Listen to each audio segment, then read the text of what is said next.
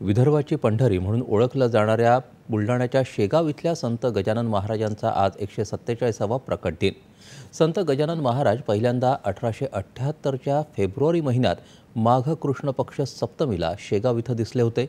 हा दिवस गजानन महाराजांचा प्रकट दिन म्हणून दरवर्षी राज्यभर विविध धार्मिक कार्यक्रमांनी साजरा केला जातो। यानिमित्त राज्यभरातून लाखो भाविक शेगावमध्ये दाखल झाले आहेत। संत गजानन महाराज मंदिरावर आकर्षक विद्युत रोषणाई केली आहे। सोबतच मंदिर परिसरात विविध धार्मिक कार्यक्रमांचं आयोजन केलं आहे।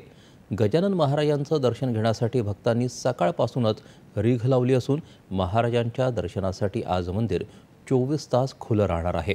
नागपूर इथल्या संत गजानन महाराज मंदिरातही सकाळपासूनच भाविकांनी दर्शनासाठी गर्दी केली आहे। सकाळी महाराजांच्या पालखीची मिरवणूक काढण्यात आली। त्यानंतर टाळ मृदुंगाच्या गजरात भजन कीर्तन करत शोभायात्राही काढण्यात आली। अनेक ठिकाणी आज महाप्रसादाचं देखील आयोजन केलं आहे।